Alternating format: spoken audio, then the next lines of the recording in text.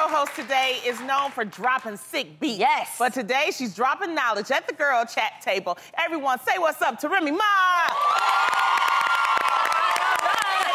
Remy, you up for some girl chat? All the time. Let's do it. You know, that's good. All right, now before we begin, I just want to remind everyone to watch Showtime at the Apollo. It is on tonight on Fox. Yay! And get this, tonight's episode is already making headlines because Richard Pryor's youngest son, Mason, gets on stage to do some stand-up comedy. Ooh. And if you think he'd be a natural, well, check this out. Boy. Is that you, my Putin? I love you so much. I love the way you smell. I love the way your name comes off my lips. Boom.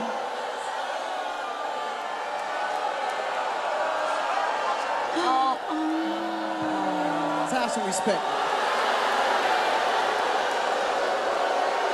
You guys just saw my natural reaction in that moment. I didn't know what to do. Let's just put it this way. Showtime at the Apollo audience, New York keeps it real, and they are not an easy crowd. Yeah. Oh wow. We have another fellow New Yorker here. I mean, I can honestly say the Apollo does not play at all. Right. If you not good, they're not gonna let you slide by because you're a little bit good or because of who your parents are. They will let you know. He lucky they ain't said safe man out there. Okay. Because he is literally a legend's son. So, Lonnie. Yes. You're a comedian. Have you ever gotten out there and had a bad moment like this? Oh, we all do. His father had one, too. If you look up Up in Smoke, it's a DVD. It shows him bombing, but that same material, he went back, he reworked it, and it was live on Sunset Strip. So, which is you know, huge this success. thing it usually makes you stronger, and that's what I like about Showtime at the Apollo. Yes. You can get booed today and still be a star tomorrow. But, Lauryn Hill. Straight good. Yeah. Lauryn Hill got booed at Showtime at the Apollo, and I always tell people, they're like, well, what do you say to them before they get out there?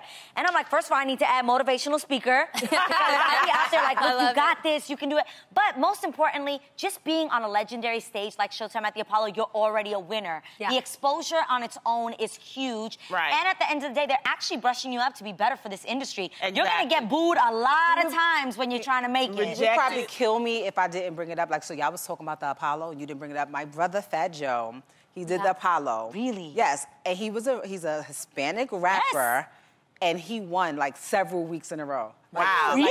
He brings it up all the time. Like, I didn't know that. I love Joe. We're friends. Seriously. I never knew. He won several weeks in a row. Like, that was his thing. He would come out. He had on his little, you know, fedora cap, his cane. So his sick. suit. Okay. Repping BS. Yes. So you guys that. have got to tune in. If you want to see if Mason is able to turn the crowd around, make sure that you tune in to Showtime at the Apollo tonight on Fox at 9/8 Central. See more of my crazy reactions to what happens on the show. Exactly. Well, speaking of talent, March is Women's History Month. Yes. And New York Congressman Hakeem Jeffries found a unique way to celebrate. Now, the Congressman has decided to honor the great women of hip-hop for their contributions to music and culture. That's right. And the Congressman has made a list of his top 10 best female rap lyrical collaborations of all time. And although he has not finished revealing the list yet, I can't speak. Already coming in number 7 for the Ante Up remix is our girl Remy Ma. Number 7. That is cool. Yeah. Wow. Ante Up. That's so crazy because I'm sitting here when you said, I'm like, okay, first of all, I think I have the preconceived notion that when you think of politicians and congressmen, you think of like older guys. So I'm like, yeah, he's probably gonna put the greats in there, the Queen Latifahs and stuff. Right. I hope he bring up Roxanne. So I wasn't even expecting my name. Let's go. Matter of fact, Congressman, can we talk about getting some things changed in my criminal history? Okay. All right. Okay. What can we do? I'll write around just What for you you. want to change? Take me off of parole. What are you talking about? I have to get permission to come here, okay? I have to get a travel pass. Oh, you have to get permission to come Yes, here. I have to get work? permission. Like, I have to say, I'm going to host the Real. No I'm flying on way. this flight. This is the hotel that I'm staying at. This Wait, is the how day I'm long do you leaving. have to do that? 5 years. Well, not 5. Now I have 18 months left.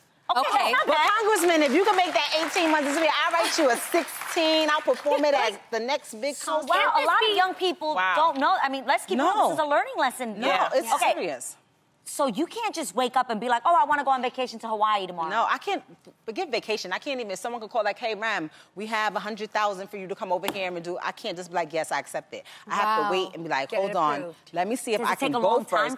No, not really, unless it's like international, which I've been having a hard time getting. I have yet to leave the country. I had one of the biggest songs and I couldn't leave. I was stuck here. So, you know, like I have my new song, Melanin Magic, that's out. I can't go. I can only stay in the States because it's really hard to promote. So, trust me, I'm praying for this 18 months to go by. But I feel like when you're on our show, you're kind of doing community service because you're helping our community right now. You know what? You really are. And songs like Melanin Magic are so empowering. It doesn't matter. It doesn't matter. Like, once you put yourself in the path of the people and of the system, your life is not your life anymore. And you have to watch who you're hanging around, too. I can't be around other people that's been in things. I can't be around people that are smoking. I can't drink. People be like, you know, even I don't drink anyway, but people be surprised. I'm like, I'm not even allowed to drink at all. They're like, really? Wow. You're not allowed. You can't go and have a glass of wine. I have to be in the house by 11 p.m. Wow. You have a curfew? Yes. Wow. Yes. Nothing good happens before 11 p.m. Congressman, she's a good woman, so let's help her out, Congressman. Yes. But people don't know this. That was super. I just learned so much. Oh, wow. Well, one thing that always gets a bad rap, you felt that is talking about your ex on a first date. But according to Cosmo, you should do it more often. They said, why would mentioning the fact that you dated someone else be hurtful to your date you just met? If you're worried that they'll get irrationally jealous, isn't that a huge red flag? Also, if you have had a healthy relationship with your ex, then it shows that you're capable of having one with your date too. So ladies, would you ever bring out the X-Files on a first date? Not on a first date. I don't know, I'm trying to figure out if I'm attracted to you or not. That's just TMI. I want to have fun on the first date. I don't want to think about your past on the first date. You want to think about your past? No, Adam and I didn't talk about our exes until, because it really didn't matter, until we were like really in a solid relationship. And honestly, it just came out of curiosity. I just wanted to see who he dated before. That's it. Yeah, I never took it past anything like that. I think it's irrelevant for me. Let's just say you don't bring it up. Yeah. But let's say the other brings it up. Yeah, that's I would not change the topic. I would lean in and listen because I want to hear how that person is talking about their ex. It's going to show you who their character is. Yes. You know what I'm saying? They always say when things don't go the way you want them to, that's when you see who a person really is. Exactly. And if they're gonna badmouth that person, trust me, they'll turn around and badmouth you I'm a total different person. By the time, before we even go on the first date, I know everything about every girl that I could have possibly found out that you ever been with. So we don't even need to talk about it. I can tell you some things about her that you don't know. You do the research. You do the research before. Because I want to know what I'm dealing with. Sometimes you have to investigate before you even get, because I don't want to waste my time. Like, I want to know prior to, before I even sit down, I know who you was with last week, who you was with last month, who you was in a long term, who you might have a baby by, because guys don't want to tell you that. Because what, you Google the person? Yeah, are you, how you do are it? you asking friends? What are you doing? I mean, most of the time before you even get to the day, if you like the guy, you already did your history. Like, you know who he hangs out with, you know certain things about him, who he used to mess with. But once you're in a relationship, that's when you get the extra. So why was you with the one that never had a job ever before? You know her? Yeah. Like, what he gonna say because she got some good stuff. That's what he's not gonna say. Right, that's what he's not gonna say at all. I try to practice the golden rule, which is do unto others as you would want done to yourself. I don't want to sit at a date on the first date and have a dude sitting there talking to me about his ex. What Jeannie is saying that sometimes they ask you, they'll go the classic, why are you still single? And then you go, and then that leads. Can I be honest? Now, if they ask me, then that's different. Yes. But I'm not just going to bring it up because I don't want to be on a date with somebody sitting talking about their ex. So why am I going to do that? But I will say this: if they just want to offer up information, I'm with Jeannie, girl. I'm all ears. I'm listening. Like, give it to me. Give it to me. And then what happened? Yes. Are you gonna tell them, Jeannie? Are you gonna talk about? Well, okay, so I've been on a couple dates, right? And it's more than a couple, Jeannie. So I've been out in these streets. No, okay. So I went on 4 dates with 4 different guys, right? And fun dates. Like, I'm not trying to be that girl. I just want to enjoy, and, you know, you got to get used to We know you're not a hoe yet. Okay, yeah, yet.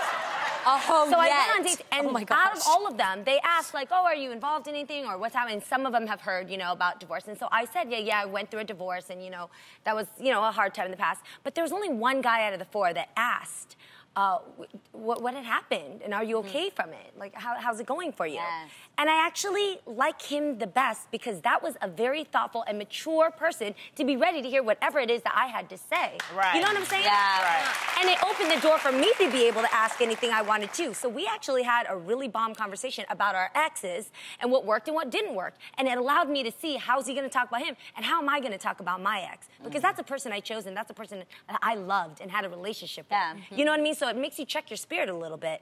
So I liked it. You might have another chance. I have a question.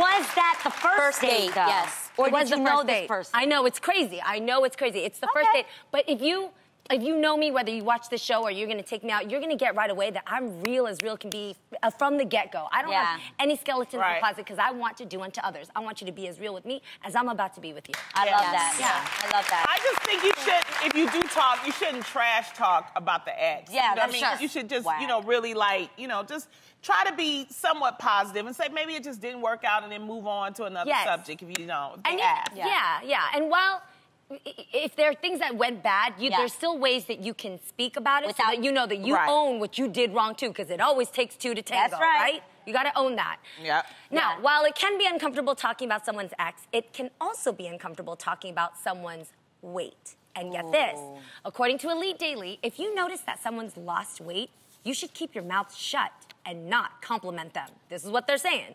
They say that complimenting someone on their weight loss might actually lead to unhealthy body image issues because of the pressure they now feel to keep the weight off. So ladies, do you think we're doing our sisters a disservice by complimenting their weight loss journey? I disagree with this only because I obviously went through a bit of a weight loss with, obviously, when I got married, I've gained it all back, thank you. But in that, when people were like, you're getting so thin, I was like, yes, I am. And I was really excited about it, but it also kept me on the path, and it was positive. It motivates you. I think if you want to take anything negative in a negative way, you will take it in a negative way. You can spin anything to view it as positive, and I think we have to check our minds and not check people all the time. I concur. Receive it in a positive way. Lonnie, what do you feel?